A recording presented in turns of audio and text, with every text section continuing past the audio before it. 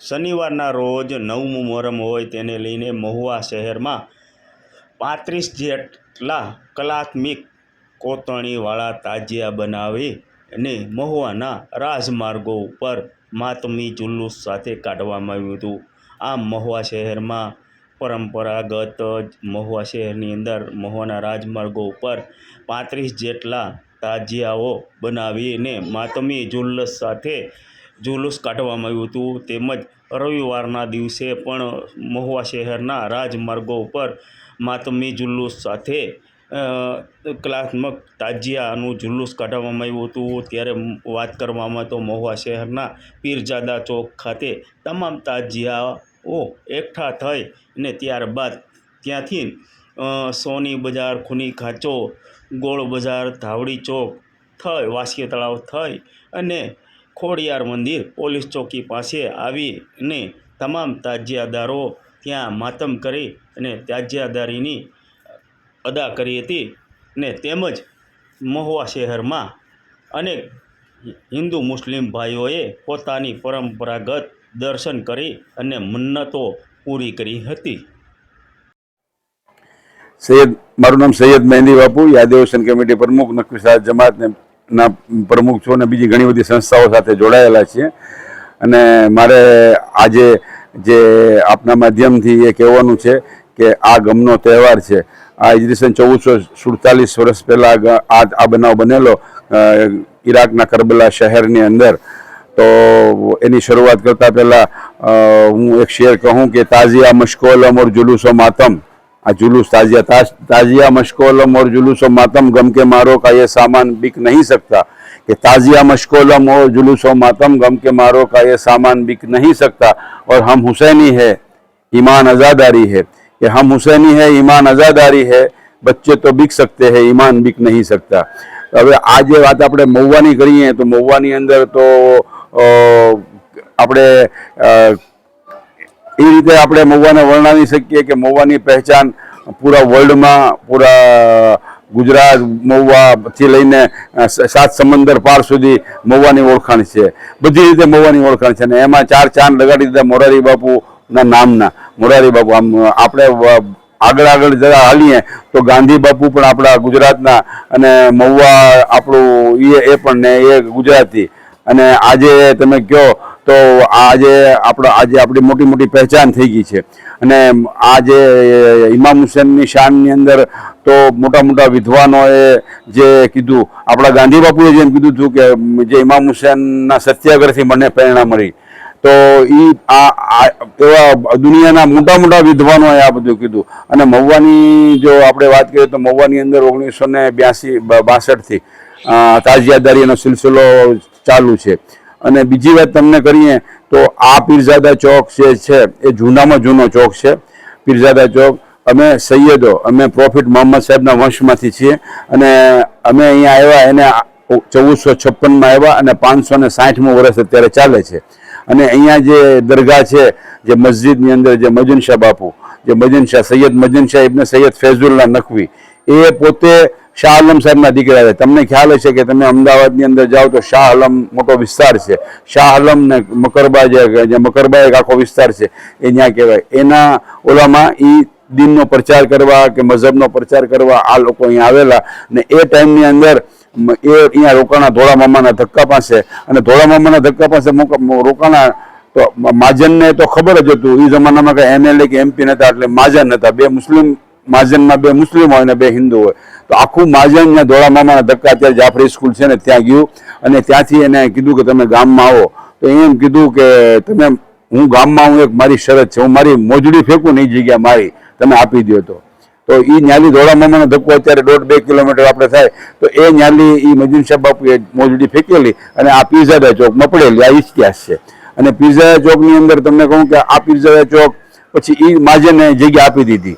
તો આ પીરજાદા ચોકની બહુ મોટી હિસ્ટ્રી છે. પીરજાદા ચોકની અંદર જે ચૂંટણી લડ્યા ને એમાં જબીલદાસ મહેતા હોય કે જસવંત મહેતા હોય તો એ મુખ્યમંત્રી થયા અને આ નાણામંત્રી થયા. અને હું જ્યાં રહું છું, જે મારો ડેલો છે, જે મારું મકાન છે, એનો દસ્તાવેજ છે ને એબલગઢ તરીકે છે. એબલગઢ, એબલવાળા જે રાજા થઈ ગયા ને, આપણે તળાજામાં જેનું બાવલું છે તમે જોતા હો તો તમને ખ્યાલ હોય તો અહીંયા ચોકડી ઉપર, એ લોકોએ અમને જમીન આપેલી, અમારો દસ્તાવેજ એ પેલો ગઢ તરીકે છે, અમે જ્યાં રહીએ છીએ ત્યાં. અને એ જમાનામાં એમ કહેતા કે આ ઘરથી છે ને જુનાગઢ સુધી ભોયરું હતું. એટલે આ પીઝા ચોકનો બહુ મોટો ઇતિહાસ છે. તમને ખબર હોય તો અહીંયા દરબારગઢ છે. અહીંયા દરબારગઢ એટલે જ્યારે ભાવનગર સ્ટેટના દરબાર આવતા હતા એ દરબારગઢમાં એનો દરબાર ભરાતો. અને અમારે અહીંયા પીરઝાદા ચોક, એટલે આ મદન શાહ બાપુ. અને પીરઝાદા ચોક નામ એ પડ્યું કે પીરની ઓલાદ જે હતી ને એ જે મદન શાહ બાપુની ઓલાદ હતી ને એને બધા પીર કહેતા. તો એની પાસે એક કરામતી વસ્તુઓ હતી. તો પછી એ જ્યારે ગુજરવાના થયા ને ત્યારે એમ કીધું કે આ મારી બધી વસ્તુ છે ને એ તમે એ ગઠડી બનાવી લ્યો. અને ત્યારે કહેવત પડી હતી અયુબભાઈ કે 100 પીરો કી તસ્બી અને મદન શાહ કા તસબા. તસબા એટલે ગઠડી. એ ગઠડીને એટલા વર્ષો થઈ ગયા અને એ ગઠડી એને એ મદન શાહ બાપુ એમ કીધેલું કે હું જેને ખ્વાબમાં આપું 3 દિવસ સુધી સપનામાં આવું ને એ લોકોને પહેરી લેવાની. પછી કોઈને સપનું આવ્યું નથી. એ ગઠડી મારા ઘરમાં છે, તમારે જોયું હોય તો તમને હું દેખાડી દઉં. અમારે જ્યારે લગ્ન થાય ને તો છેડાછેડી આપણા બધા હિન્દુ મુસ્લિમમાં છેડાછેડી છૂટે. તો અમારે એ છે ને એ છેડાછેડી છે ને એ અમારે એ જે મદન શાહ બાપુની ગઠડી છે ને એની પાસે અમારી છેડાછેડી એ ત્યાં છૂટે. સમજાઈ ગયું? એટલે મદન શાહ બાપુની હિસ્ટ્રી છે ને બહુ જૂની છે. અને તમને તો ખ્યાલ હશે કે આપણી જે અમદાવાદ કરતાં બહુ જૂની હિસ્ટ્રી આપણી કંકાવટી નગરીની છે, કતપરની. સમજાઈ ગયું? અહીંલી રૂક્ષ્મણીનું જે આપણે તમે આખો વાક્યો છે એ તમે બધા જાણો જ છો. અમે જાણીએ છીએ, તમે હિન્દુ બિરાદરો તો વધારે જાણતા હશો. તો આપણી આ કતપરની હિસ્ટ્રી છે ને એ ઘણી બધી મોટી છે. હું તમને વાત કરું ને તો અહીંયા આપણે યુપીથી મૌલાના આવે, મોટા ભાગના મૌલાનાઓ ઉત્તર પ્રદેશના જોઈએ, કારણ કે એ બધું ત્યાં ધાર્મિક તાલીમ બહુ વધારે છે. આપણે હિન્દુસ્તાન લેવલે આપણે વાત કરીએ તો આપણે મૌલાનાને પૂછીએ ને તો મૌલાનાને આપણે કે ક્યાં તમારે ફરવા જવું છે તો મૌલાના એમ કહે કે મુझे સમંદર લઈ જાઓ. કારણ કે યુપીમાં બધી નદીઓ છે, સમંદર નથી, દરિયો નથી યુપીમાં. તમને બધાને ખ્યાલ હશે. તો આપણે ત્યાં લઈ જાય તો અમે એને ત્યાં લઈ ગયા. મૌલાના મારા દાદા વાત કરતા, દાદા બાપુ એ વાત કરતા કે એને ત્યાં લઈ ગયા. એટલે એ જોઈને જેમ કીધું કે અહીંયા એક મોટો ખજાનો છે ને, એક ગર્ક છે, ખજાનો એક દબાયેલો છે. તો અમારા દાદાએ પૂછ્યું કે મારા દાદાને પૂછ્યું કે અહીંયા કોઈ, તો ભાઈ એ કે બધા એમ વાત કરે છે કે અહીંયા આ કતપર તો અત્યારે નામ પડ્યું, હકીકતમાં કંકાવટી નગરી હતી. એટલે એ કીધું કે સાચી વાત છે, એક મોટું સિટી હતું, એક શહેર હતું કે એક ગામ હતું, એ અહીંયા ગર્ક થઈ ગયું છે. દરિયાનો કાંઠો જ છે. તો એ પછી એ જનાબની પાસે એટલું મોટું ઇલમ હતું ને તો જનાબે કીધું કે મારા દાદા એમ કીધું કે આ ખજાનો ક્યારે નીકળશે? તો કે ઈશ્વરનો અલ્લાહનો હુકમ થાય ને ત્યારે. તો પછી કીધું કે એની ઉપર છે ને અલ્લાહે છે ને અમારા ઓલા પ્રમાણે કે એની ઉપર 50 જિન્નાતોનો પહેરો છે. ઈશ્વરનો અલ્લાહનો જ્યારે હુકમ થાય ને ત્યારે એ ખજાનો ઓટોમેટિક નીકળી જાય. એટલે કહેવાનો મકસદ એ છે કે આપણી જે અહીંની જે આખી ઓલી છે ને, તમે આખો સૌરાષ્ટ્રનો એરિયા તમે જોઈ લો તો ઘણા બધા તીર્થધામ છે, ઘણી બધી દરગાહો છે, ઘણી બધી ઓલી છે. અને આપણા હિન્દુસ્તાનની આપણે જો વાત કરીએ ને તો હિન્દુસ્તાન માટે ઇમામ હુસૈને શું કામ કીધું હતું? ત્યાં જ્યારે યઝીદે એની બયત માંગી. બયત એટલે એમ કીધું કે હું કોણ તમારે કરવાનું? બૈયતનો સવાલ એમ કે હું તમને કહું ને એમ કરવાનું. હું કહું કે ઇસ્લામમાં દારૂ જાયજ છે તો જાયજ, ઇસ્લામમાં જુગાર જાયજ એટલે જાયજ. ઇમામ હુસૈને કીધું કે એમ નહીં, હું નબીનો નવાસો છું, પ્રોફેટ મોહમ્મદ સાહેબનો નવાસો છું, એટલે દીકરીનો દીકરો છું, તું કેમ ન થાય? એટલે ઇમામ હુસૈને તો એમ કીધું કે તમે અહીંથી નીકળી જાઓ, મદીનાથી છે, મદીનામાં હતા આ મદીનાના, તો મદીનાથી નીકળી જાઓ. એટલે એ નીકળી ગયા. અને યઝીદને એમ થયું કે આ માનશે નહીં. પછી એના જે નુમાઇંદા હતા, એના દાખલા તરીકે આપણે એના એમ કે એના એ ટાઈમના આપણે કેમ ગુજરાતના ચીફ મિનિસ્ટર, એમ કુફાનો ચીફ મિનિસ્ટર દાખલા તરીકે ઇબ્ને ઝિયાદ કરીને એક માણસ હતો. તો એ યઝીદ એને એમ કીધું કે તું ઇમામ હુસૈનની બયત લઈ લે, એટલે તો આપણી બયત લઈ લે, એટલે એનું ઓલું લઈ લે, નો બયત લઈ તો એનું સર લઈ લે. એટલે એ યઝીદનું લશ્કર કરબલાના મેદાનમાં એ બધા ભેગા થઈ ગયા. અને આ લોકો તો 72 સાથીઓ હતા. ઇમામ હુસૈનને કોઈ લડાઈનો મકસદ નહોતો. જો લડાઈનો કોઈનો મકસદ હોય ને તો એ લોકો એના નાના નાના છોકરાઓ, બચ્ચાઓને કે એની બૈરાઓને થોડા લઈ જાય. તો એ લોકો અહીંયા કરબલાના મેદાનમાં ઘેરી લીધા. ને હિસ્ટ્રી એમ કહી છે કે 30,000ની ફોજ હતી, બીજી હિસ્ટ્રી એમ કહી કે 3 લાખની ફોજ હતી, ત્રીજી હિસ્ટ્રી એમ કહી છે કે 9 લાખની ફોજ હતી. પણ એમ કીધું કે ઇમામ હુસૈન અલૈહિસ્સલામ કે એમ કીધું કે મારે મરવું દાખલા તરીકે ગવારા છે, પણ હું તારી બયત ન કરી શકું. અને એ 7 મોહરમ, એટલે આજે તો 10 મોહરમ છે, આપણે અહીંયા બેઠા છીએ ગમ મનાવવા માટે, પણ 7 મોહરમથી ઇમામ હુસૈન ઉપર પાણી બંધ કરી દેવામાં આવ્યું. અને અફસોસ અને એની વાત તો એ છે કે છેલ્લે તો પરિસ્થિતિ એવી થઈ 10 મોહરમની કે ઇમામ હુસેનના સાથે 6 મહિનાનું એનું બાળક હતું જેનું નામ અલી અસગર હતું. તો ઇમામ હુસેન એમ કીધું કે આને પાણી થોડુંક પાઈ ગયો. એટલે ઇમામ હુસેન એને લઈને ગયા. એટલે એ બાળકને કે હું એમ સમજ્યા કે આ લોકો બાળકના નામે એ પાણી પી લેશે. એટલે ઇમામ હુસેને શું કર્યું કે ધગધગતી, હવે તમને તો ખબર છે કે અરબની જે રેગિસ્તાનની ગરમી આપણે અહીંયા 40 હોય ને ત્યારે અહીંયા 55 હોય. એટલે એ ધગધગતી એ ટાઈમમાં એમ કહે છે ઇતિહાસમાં કે બાજરીનો કે ઘઉંનો દાણો કે નાખતા ને તો એ ભૂનાઈ જતો. સમજાઈ ગયું? આપણે કેમ પપ બનાવે એની અંદર આપણે મકાઈનો દાણો નાખીએ તો ફૂલી જાય, એવી પરિસ્થિતિ હતી એ ટાઈમમાં. તો એમાં ઇમામ હુસેને છે ને એ અલી અસગરને સુવરાવી દીધા કે ભાઈ તમે પાણી પાઈ દો આ બચ્ચાને. અને પછી એનો આટલો બધો અસર પડીને યઝીદી ફૌજ ઉપર, યઝીદી ફૌજના લોકો રોવા માંડ્યા.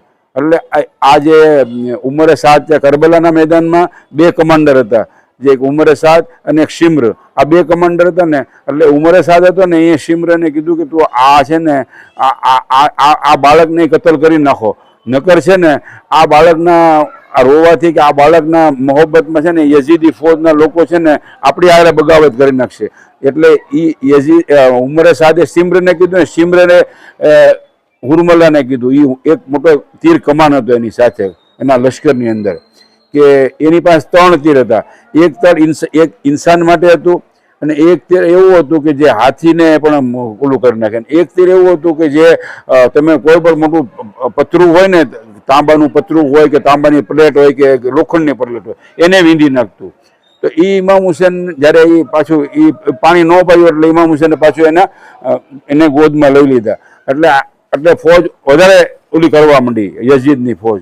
એટલે અહીંયા એમ કીધું ઉમરે સાદે શિમ્રને કે તું આ હુરમલાને કે જલ્દી આનું કામ તમામ કરી લે. એટલે હુરમલાએ તીર છોડ્યું ને એ જનાબે અલી અસગરની શહાદત થઈ ગઈ કરબલાના મેદાનમાં. એટલે કહેવાનો મકસદ એ છે કે આ લોકોએ કોઈ જુલમ બાકી ન રાખ્યો. નબીની નવાસીઓને કેદ કરી લીધી, એને બજારોમાં ને ગલીઓમાં ને ફેરવી. હવે વિચાર તમે કરી લો કે આજે તમને કહું કે આજે 57 રાષ્ટ્ર છે મુસ્લિમો ને બધા પ્રોફિટ મોહમ્મદ સાહેબનો કલમો પડે, અલ્લાહનો કલમો પડે, પ્રોફિટ મોહમ્મદ સાહેબને નબી માને. એ નબીના નવાસાને, એ નબીના નવાસીઓને, એની દીકરીઓને આવી રીતે બેદરદગીથી મારી નાખવામાં આવ્યા, ફેરવી એની લેડીઝને ફેરવવામાં આવ્યા. તો એની આટલી મોટી અસર થઈને કે હું આપને વાત કરું ને કે તમે ઇન્ટરનેશનલ મેપની અંદર જોઈ લો તમે, તો તમને ખ્યાલ આવી જાય કે યઝીદની હુકુમત છે ને પોણી દુનિયા ઉપર હતી. ફિલિપિન્સથી લઈને પાકિસ્તાનના સિંધ સુધી હુકુમત હતી પોણી દુનિયા ઉપર. પણ આજે એની કબર ક્યાં છે એનો પતો નથી. કારણ કે હક વાત, સાચી વાત છે. સમજાઈ ગયું? તો આ લોકો 72 માણસો આ યઝીદી તાકાત સામે લડ્યા. અને આજે તમે વિચાર કરી લો કે આજે હરેક દુનિયા, આખી દુનિયાની અંદર, હું આપને કહું ને કે આખી દુનિયાની અંદર છે ને આ ઇમામ હુસેનનો ગમ મનાવવામાં આવે છે. અને હું બીજી તમને છેલ્લે વાત કરું કે બ્રાઝિલની અંદર દાખલા તરીકે વર્લ્ડ કપ રમાણો ને, ફૂટબોલ વર્લ્ડ કપ, તો ત્યાં બ્રાઝિલની અંદર એક ઇમામ હુસેનનો ગમ મનાવવામાં આવે છે. અને હું બીજી તમને છેલ્લે વાત કરું કે બ્રાઝિલની અંદર દાખલા તરીકે વર્લ્ડ કપ રમાણો ને, ફૂટબોલ વર્લ્ડ કપ, તો ત્યાં બ્રાઝિલની અંદર એક મસ્જિદ નથી પણ ઇમામ હુસેનની દરગાહ છે બ્રાઝિલમાં. આ કુરબાનીની અસર છે. સમજાઈ ગયું? અને છેલ્લે હું આપને મારા શહેરથી, આપણે તો હિન્દુસ્તાનની તાસીર માટે છીએ એટલે હિન્દુસ્તાનનો આપણે યાદ કરવું પડે ને. હિન્દુસ્તાનમાં આપણે રહીએ છીએ ને તો એમ કીધું છે કે ભાઈ કે ઇસ્લામમાં એમ કીધું છે કે હુબ્બુલ વતન જુઝવે ઈમાન. હુબ્બુલ વતન જુઝવે ઈમાનનો અડધો ભાગ છે ને તમારી વતનની મોહબ્બત છે, તમારું વતનની મોહબ્બત. તમે તમારા વતન સાથે તમારો અડધો ધર્મ, જેને કહેવાય ને આપણું ઈમાન અડધો ધર્મ. એટલે ઇમામે હુસેન અલૈહિ સલામની મોહબ્બત. એટલે જ ઇમામ હુસેને કીધું હતું કે મને હિન્દુસ્તાન જવા દો, કે હું હિન્દુસ્તાન વિયો જાઉં. એટલે આપણા હિન્દુસ્તાનની બહુ મોટી તાસીર છે. અને ત્યારે મને એક શેર યાદ આવે कि ये तुझे सलाम तेरे ख़ानदान को भी सलाम जो तेरा जिक्र करे उस ज़बान को भी सलाम और नबी का दीन यहाँ भी बड़ा फला फूला अकील इसीलिए हिंदुस्तान को सलाम. અને સલામ તો મારે અત્યારે છે ને આપણે અહીંયા બધા છૂટથી તાજિયાદારી, દિવાળી, હોળી, રામનવમી, હમણાં આપણે રથયાત્રા ગઈ, એ મનાવીએ જ ને. એનો શ્રેય છે ને કોને જાય છે તમને હું કહી દઉં આ માધ્યમથી, તમારી ચેનલની માધ્યમથી, કે એ આપણા બોર્ડરના સિપાહીઓને જાય છે, આપણા બોર્ડરના જવાનોને જાય છે, કે એ આપણી હિફાજત કરે છે, એટલે આપણે બધા અહીંયા આપણે સલામતીથી બધું મનાવીએ શકીએ. તો આ તકે આપણે બધા દુઆ કરીએ, આપણે બધા પ્રાર્થના કરીએ કે અલ્લાહ ઈશ્વર એને ભગવાન એને દાખલા તરીકે એને સલામતી આપે, એને લાંબી ઉંમર આપે, એને જજ્બો આપે, એને એવી તાકાત આપે કે જેથી કરીને એ આપણા દેશની વધારે ખિદમત કરી શકે. વ આખિરુ દાવાના અનિલ હમ્દુલિલ્લાહિ રબ્બિલ આલમીન.